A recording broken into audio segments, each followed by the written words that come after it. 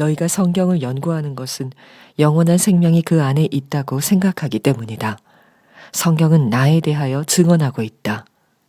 그런데 너희는 생명을 얻으러 나에게 오려고 하지 않는다. 나는 사람에게서 영광을 받지 않는다. 너희에게 하나님을 사랑하는 마음이 없는 것도 나는 알고 있다. 내가 내 아버지의 이름으로 왔는데 너희는 나를 영접하지 않는다. 그러나 다른 이가 자기 이름으로 오면 너희는 그를 영접할 것이다. 너희는 서로 영광을 주고받으면서 오직 한 분이신 하나님께서 주시는 영광은 구하지 않으니 어떻게 믿을 수 있겠느냐. 내가 너희를 아버지께 고발하리라고는 생각하지 말아라. 너희를 고발하는 이는 너희가 희망을 걸어온 모세이다. 너희가 모세를 믿었더라면 나를 믿었을 것이다. 모세가 나를 두고 썼기 때문이다. 그러나 너희가 모세의 글을 믿지 않으니 어떻게 내 말을 믿겠느냐. 미자리 교회를 오래 목회하신 어느 목사님과 그 목회의 어려운 일을 한참을 나누었는데 그 목사님께서 마지막에 그런 말씀을 하셨습니다. 왜 예수님께서는 나에게는 역사 안 해주시는지 모르겠습니다. 예수님께서 정말 함께 해주신다는 확신만 있다면 내가 더 견딜 수 있을 힘을 얻겠습니다. 그런 말씀을 하셔서 저도 마음이 쉽지 않고 그 목사님도 참 힘든 대화를 나누었습니다.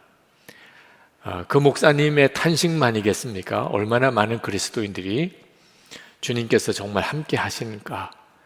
만약에 정말 주님이 나와 함께 하신다는 것을 내가 분명하게 믿을 수만 있다면 그러면 얼마든지 이 어려움을 내가 잘 이겨나갈 수 있을 것이라 그런 안타까운 마음을 가지고 있을 겁니다. 그런데 진리를 우리가 좀 알아야 될 필요가 있겠습니다. 사실 우리가 답답한 것보다 예수님께서 훨씬 더 답답한 형편 속에 계십니다. 만약에 여러분이 여러분의 자녀와 함께 있는데 여러분의 자녀가 여러분을 보지도 못하고 여러분의 말을 듣지도 못해서 힘들어하고 외로워하고 그리고 탄식하고 그리고 잘못된 길로 가는 것을 여러분이 만약에 지켜봐야 한다면 얼마나 마음이 답답하겠습니까? 때때로는 참 하나님 답답하시다. 정말 살아는 계실까? 내게 역사하시나? 이런 답답함이 우리에게 있지만 우리를 보시는 주님의 답답함은 그보다 훨씬 더 크시다는 것을 여러분이 꼭 아셔야 합니다. 예수님을 볼 수가 없으니까 예수님이 우리와 함께 하시는 것에 대한 확신을 갖기가 어려워하시지만 사실 예수님 당시 때 유대 사람들은 예수님을 실제로 보았고 예수님의 말씀을 들었고 예수님의 행하시는 일들도 다 보았는데도 예수님이 그리스도이시라고 믿지를 못했습니다. 사실 안 믿기가 어려울 만큼 증거가 분명합니다. 오늘 주님이 하신 말씀 요한복음 5장 30절부터 보면 예수님께서 세 가지 분명한 증거를 말씀하셨는데 첫 번째는 그들이 그토록 존경하고 또 귀하게 여기는 세례 요한이 예수님이 그리스도라고 메시아라고 증언했다는 점. 두 번째는 세례 요한의 증언보다도 더 놀라운 것은 하나님 아버지가 직접 예수님이 그리스도라고 증언하셨다는 겁니다. 36절에 보면 나에게는 요한의 증언보다 더 큰 증언이 있다. 물이 포도주가 되고 38년 된 병자가 고침을 받는 이 표적들은 하나님만이 하실 수 있는 일이죠. 하나님께서 직접 예수님이 그리스도라고 그렇게 증언하고 계시다는 겁니다. 또 하나가 성경이 예수님이 그리스도라고 증언하고 있다는 겁니다. 39절에 보면 성경은 나에 대하여 증언하고 있다. 자, 예수님이 그리스도라고 분명하게 정말 믿을 수 있는 증거들이 있음에도 유대인 사람들은 예수님을 믿지 않았습니다. 그들은 성경을 정말 많이 알고 있었고 또 성경을 굉장히 사랑했습니다.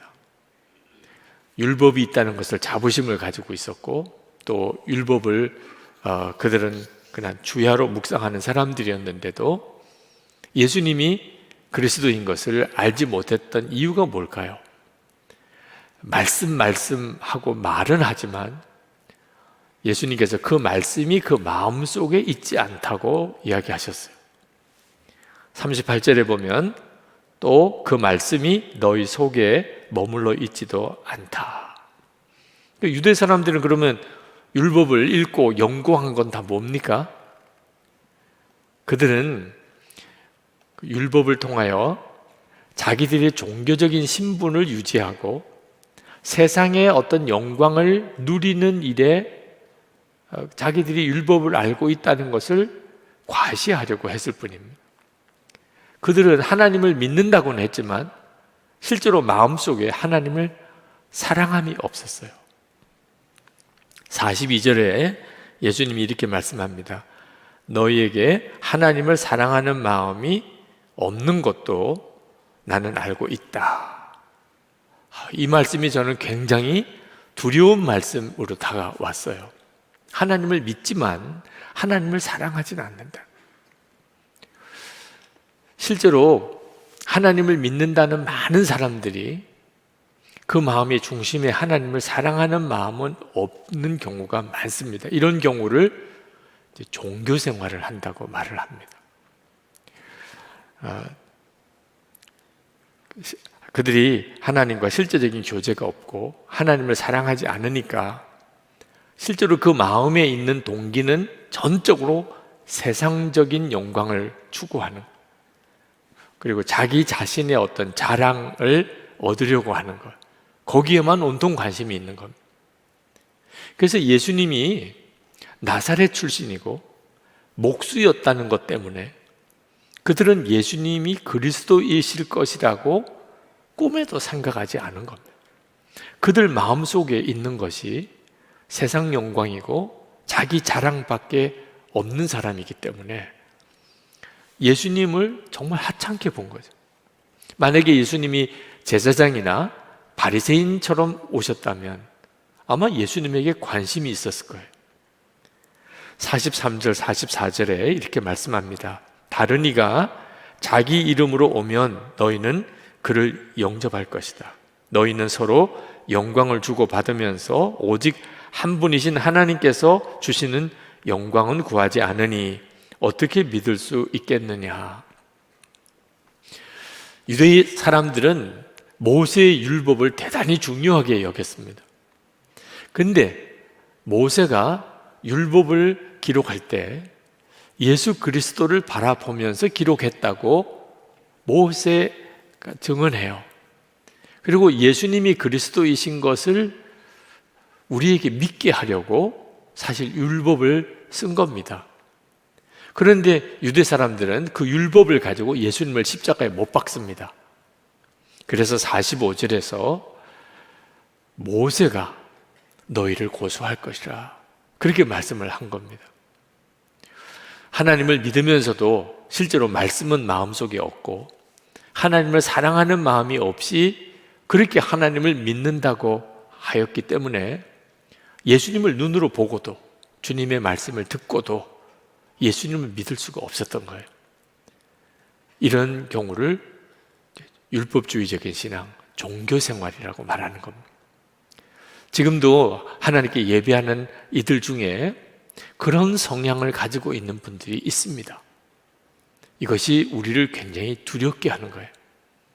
말씀을 읽으면서 혹시 내가 이런 상태에 빠져 있지 않은지 생각해 보아야 합니다. 왜 예수님에 대해서 답답하게 느끼고 주님을 믿지 못하고 주님의 말씀을 듣지 못할까? 나도 유대 사람들처럼 그저 종교를 가지고 있는 정도에 머물러 있기 때문은 아닐까? 그 점을 돌아봐야 합니다. 지금 우리는 유대 사람들보다 예수님을 더 잘 믿을 수 있는 시대에 살고 있어요. 그들은 예수님을 보았고 우리는 예수님을 보지 못하지만 오히려 예수님을 믿기에는 지금이 더 좋아요. 우리는 이미 완성된 성경을 가지고 있습니다. 이 성경이 예수님을 증거하고 있어요.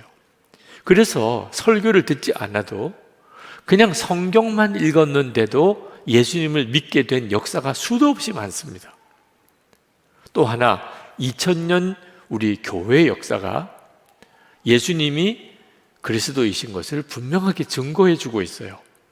예수님이 그리스도가 아니라면 지난 2000년 교회의 역사를 설명할 방법이 없어요. 세 번째는 우리들 안에는 성령이 오셔서 그분이 예수님이 그리스도라고 증거해 주고 있어요. 이건 예수님 당시의 유대 사람들은 전혀 누리지 못했던 은혜입니다. 우리는 정말 예수님을 믿기에 예수님 당시 때 사람들보다 더 좋은 때에 살고 있는 거예요. 그런데도 여전히 예수님이 정말 함께 계실까? 예수님은 나를 아실까? 주님은 내게도 말씀하시나? 그 사실이 믿어지지 않아서 방황하는 성도들이 참 많습니다. 예수님이 마음에 계시다고 고백은 해요. 예수님이 어디 계시냐고 물으면 마음에 계시다고들 합니다. 그런데 실제로는 전혀 주님을 의식하지 않고 살아요. 말을 할 때도 할 말, 안 할 말, 주님이 진짜 마음에 계시다면 어떻게 저런 말을 할 수 있을까 싶은 그런 말들을 막 하고 삽니다. 해야 할 일, 하지 말아야 될 일 구분이 안 돼요. 실제로 주님을 안 믿는 거죠. 교회가 예수님의 몸이라고 하고 예수님은 교회의 머리라고 다 고백해요. 두세 사람이 모인 곳에 예수님도 함께 계시다고들 그렇게들 믿는다고들 합니다. 그런데 교회 안에서 그렇게 서로 갈등하고 다투고 싸우고 갈라집니다. 진짜 기가 막힌 일이에요. 예수님께서 내게는 전혀 말씀하지 않으셨는데요. 나는 주님의 음성을 들어본 적이 없습니다. 그런 분들이 있으신데 절대 그렇지 않습니다. 주님은 우리 모두에게 큰 소리로 말씀하고 계세요. 주님이 큰 소리로 말씀하신다면 어떻게 내가 못 들을 수 있겠습니까? 여러분, 어제 하루를 한번 생각해 보세요. 어제 여러분이 많은 말을 들었을 겁니다. 사람들의 말도 듣고 뉴스도 듣고 무슨 영상도 보면서 들었을 거예요. 근데 다 기억나나요? 여러분이 마음을 열고 들은 것 외에는 듣기는 분명히 들었는데 하나도 못 들은 것 같아요. 생각이 나지도 않으니까. 주님이 나에게 분명하게 큰 소리로 말씀하시는데 나는 왜 못 들은 것 같을까? 자, 여러분에게 한번 질문해 보겠습니다. 주님의 말씀이 여러분의 마음속에 있는가? 유대 사람에게는 없었다고 그랬어요. 원수를 용서하고 사랑하라. 그 말씀이 여러분 안에 있습니까? 범사에 감사하고 쉬지 말고 기도하고 항상 기뻐하라는 말씀은 있습니까? 자기를 부인하고 자기 십자가를 지고 나를 따르라. 그 말씀은 있습니까? 너희는 가서 모든 민족을 제자로 삼아 아버지와 아들과 성령의 이름으로 세례를 베풀고 내가 너에게 분부한 모든 것을 가르쳐 지키게 하라. 그 말씀은 있습니까? 들은 적은 있으시잖아요. 분명히 들은 적은 있어요. 그러니까 주님의 음성을 들은 겁니다. 그런데 마음에 있나? 내 마음속에 있나? 그 말은 이 말씀이 꼭 필요한 순간에 생각나느냐 하는 거예요. 주님의 말씀이 꼭 필요한 때 여러분에게 생각이 나면 말씀이 마음속에 있는 거죠. 원수를 사랑하라. 진짜 원수 같은 사람을 만났을 때 그 말씀이 살아있으면 그 생각이 나는 거죠. 아무 생각이 안 나면 말씀은 들었으나 마음에는 없는 거예요. 우리가 예수님의 음성을 듣고도 주님의 음성을 듣지 못한 것처럼 사는 이유는 우리가 세상의 정신을 완전히 팔고 살고 있기 때문입니다. 그런지 안 그런지는 스스로 점검해 보면 압니다. 여러분, 지난 한 주간 아침에 눈을 뜰 때부터 저녁에 잘 때까지 예수님을 얼만큼 생각하셨나요? 몇 번이나 주님 생각이 났나요? 여러분의 하루를 한번 그냥 생각해 보세요. 아침에 눈을 뜰 때부터 밤에 잘 때까지 도대체 예수님은 몇 번이나 생각이 나시나요? 마음에 계시다면서요. 여러분 안에 계시다면서요. 여러분 마스크는 왜 쓰고 계세요? 여러분 손은 왜 그렇게 자주 씻으세요? 바이러스에 감염되지 않으려고. 그러니까 그렇게 신경 쓰잖아요. 그런데 음란하고 악하고 그리고 탐심이 가득한 세상의 모든 것들을 보고 듣는 일에 대해서는 왜 그렇게 조심성이 없나요? 여러분, 우리가 주님을 정말 믿고 주님과 동행하는 삶을 살게 되는 일은 날마다 주님을 바라보고 주님과 동행하는 일에 밀접한 관련이 있어요. 롯이 날마다 보고 듣는 것으로 인하여 심령이 상했다고 그랬습니다. 베드로후서 2장 8절에 이는 이 의인이 그들 중에 거하여 날마다 저 불법한 행실을 보고 들으므로 그 의로운 심령이 상함이라. 그러니까 롯이 소돔과 고모라에 가서 살았습니다. 그 사람들이 사는 것을 보고 듣고 사는 거죠. 날마다 그 소돔과 고모라 사람들이 사는 것을 보고 듣고 사니까 롯의 심령이 완전히 상해버렸다. 우리도 마찬가지예요. 우리가 늘 보고 듣고 사는 것 때문에 우리의 심령 상태가 결정나는 겁니다. 예배도 드렸어요. 은혜도 받았어요. 성령 체험도 했어요. 말씀도 들었어요. 근데 실제로는 삶이 하나도 변화되지 않아요. 왜 그렇지요? 우리가 늘 보고 듣는 것이 세상이니까. 여러분 예배는 도대체 몇 시간 드리나요? 여러분 성경은 도대체 얼마나 보나요? 세상에서 보고 듣는 것과 비교가 안 되죠. 결국은 날마다 보고 듣는 것으로 내 심령 상태가 결정나는 거예요. 영국의 100년 전쟁, 영국과의 100년 전쟁에서 프랑스가 완전히 망하게 되었을 때 그 프랑스를 구원했던 소녀, 오를레앙의 처녀 잔 다크가 하나님의 음성을 듣고 그가 프랑스를 구원하려고 나섭니다. 어디서 그랬죠? 저녁 종소리가 들리는 때 늘 일하던 그 들판에서 하나님의 음성을 들어요. 무디가 어디서 주님을 만나고 주의 음성을 듣지요? 늘 일하던 보스턴의 한 작은 구두 가게에서 거기서 주님 음성을 듣습니다. 사울은 어디서 주님을 만났을까요? 다메섹으로 가는 많은 사람들이 오고 가던 그 길에서 주님을 만나요. 모세는 어디서 하나님을 만났죠? 늘 양떼를 몰고 다니면서 다니던 그 길목에서 거기서 하나님을 만납니다. 아주 평범한 일상이야. 눈을 뜨고 밤에 잘 때까지 우리가 늘 그저 하루를 지내는 별 기대도 없어요. 놀라운 일이 일어날 것 같은 때가 아니에요. 거기에 무슨 큰 소망을 두지도 않았어요. 그런데 거기서 다 하나님을 만났어요. 그 말은 우리의 모든 평범한 것 같은 일상 속에 주님이 같이 계시다는 거예요. 우리가 주님을 만나는 것은 그때 주님이 오신 게 아니고 늘 같이 계시던 주님에 대하여 눈이 뜨인 것뿐이에요. 예수님은 지금 우리 안에 계세요. 그러니까 우리가 침실에 있든 주방에 있든 거실에 있든 사무실에 나가 있든 또는 오가는 길에 있든 운전을 하고 있든 어디서든지 사실 우리는 주님을 만나는 곳이 되는 거예요. 약속하셨어요. 마태복음 28장 20절에 내가 세상 끝날까지 너희와 항상 함께 있으리라.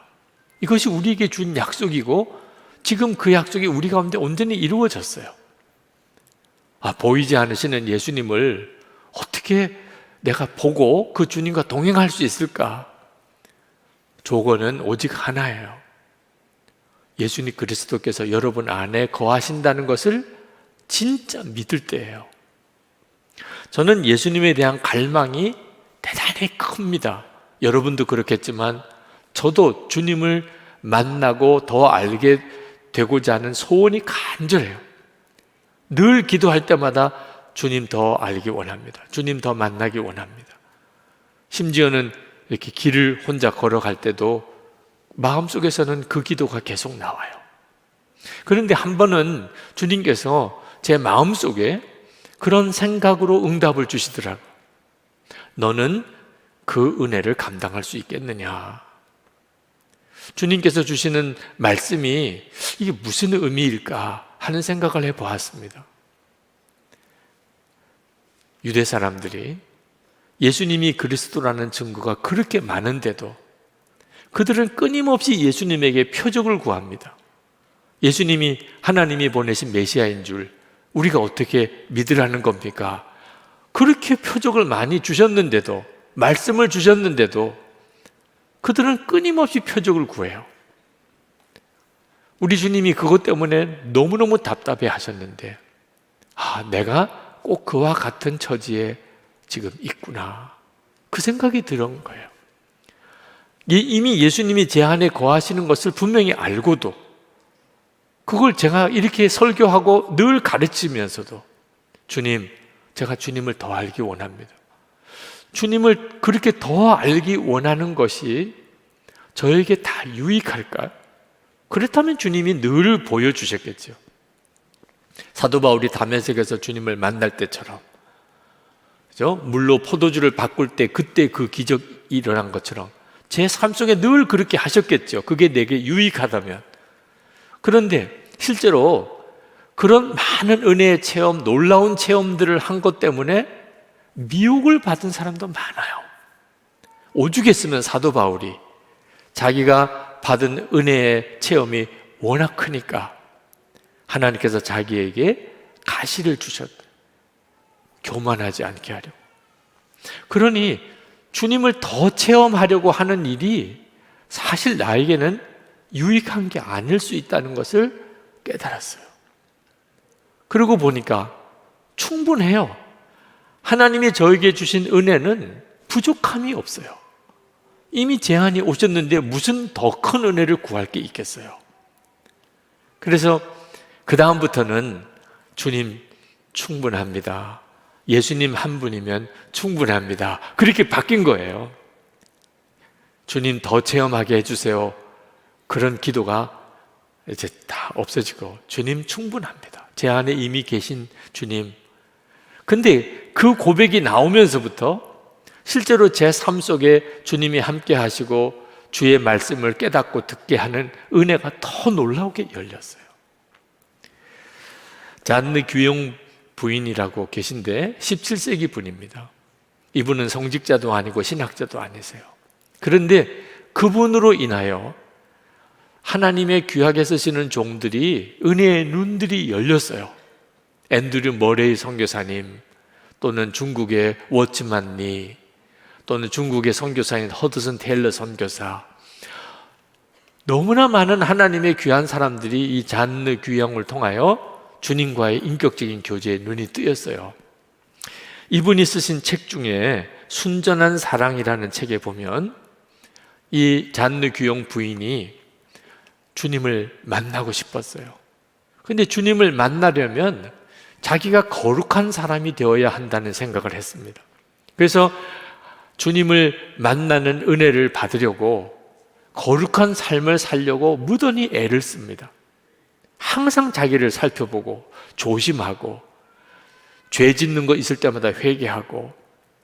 그런데 그렇게 노심초사 거룩한 삶을 살려고 애를 쓰는 것 때문에 그는 지쳐요. 도무지 안 되는 일이에요. 거룩한 삶은 노력하고 애써서 이루어지는 게 아닙니다. 나중에는 영적인 좌절에 빠집니다. 그러다가 어느 날 어느 수도원에 수사를 한 분을 만나요. 그리고 그분에게 자기의 이 고민을 신앙상담을 합니다. 자기가 주님을 만나고 싶은데 그러려면 거룩한 사람이 되어야 되겠는데 도무지 거룩한 삶을 살 수가 없다고. 그랬더니 그 수사가 잔느 귀용에게 한마디 대답을 합니다. 이미 예수 그리스도께서 당신 안에서 역사하고 계시는군요. 잔느 귀용이 깜짝 놀랐어요. 예수 그리스도께서 이미 내 안에 역사하고 계시다. 그러면 주님을 만날 이유가 뭐 있습니까? 이미 내 안에서 역사하고 계신데. 주님을 향한 그 간절함, 자기 자신의 부족함에 대한 그 안타까움, 그 간절한 갈망, 이 모든 것들이 다 자기 안에 계신 주님의 역사였어요. 그리고 이분이 완전히 달라져 버렸어요.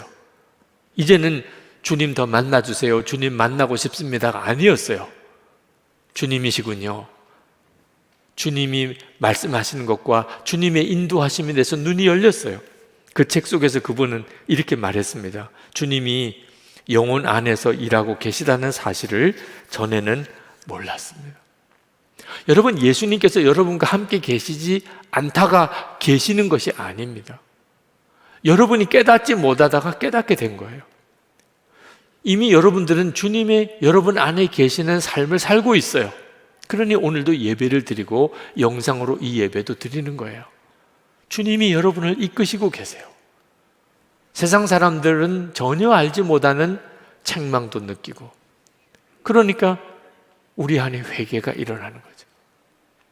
주님을 향한 갈망은 말할 것도 없고요. 예수님께서 그 당시에 유대 사람들을 보고 너무너무 마음이 안타까우셨어요. 예수님이 그리스도라는 사실을 안 믿기가 어려울 정도로 너무나 증거가 많은데도 그들은 믿지도 않고 예수님을 오히려 십자가에 죽이려 하니까. 그런데 지금 주님은 더 안타까우실 거예요. 주님은 우리 안에 와 계신데 우리가 주님을 진짜 믿지도 못하고 방황하고 있다면 이건 진짜 얼마나 안타까운 일입니까? 주님을 보지 못해서 주님을 믿지 못하는 거 아닙니다. 베드로 사도는 분명히 이야기했어요. 예수를 너희가 보지 못하였으나 사랑하는도다. 베드로전서 1장 8절입니다. 주님을 눈으로 보고 보지 못하는 것은 사실 전혀 문제가 안 됩니다. 여러분은 주님을 보지 못해도 주님은 여러분을 늘 보고 계세요. 여러분을 어떻게든지 주님이 인도하고 계세요. 주님은 살아계시고 여러분과 함께 하시고 여러분에게 말씀하시고 그리고 여러분을 이끄세요. 이건 엄청난 은혜예요. 좀 상상이 안 될 정도로 놀라운 은혜예요. 주님과 영원히 함께 할 수 없는 곳이 지옥입니다.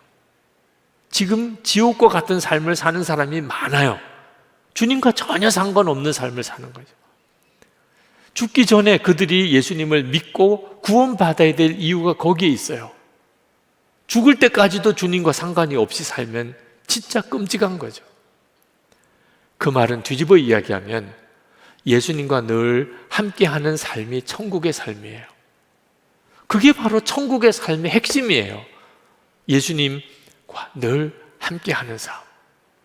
여러분이 여러분 안에 계신 예수님을 진짜 믿게 되고 그리고 그 주님을 바라보는 눈이 뜨이게 되면서 비로소 여러분은 천국의 삶을 살게 되는 거예요. 이것보다 놀라운 은혜는 없어요. 우리에게 은혜가 더 필요한 게 아닙니다. 이미 우리는 우리가 받을 가장 놀랍고도 충만한 은혜를 다 받고 있습니다. 여러분 중에는 예수님께서 여러분의 마음에 계시다는 게 믿어지는 분이 있으실 거예요. 그분들에게 말씀드리고 싶어요. 여러분에게 필요한 것은 더 큰 은혜가 아닙니다. 사명이에요, 사명. 여러분이 지금 깨닫고 누리는 주님이 내 안에 거하시는구나.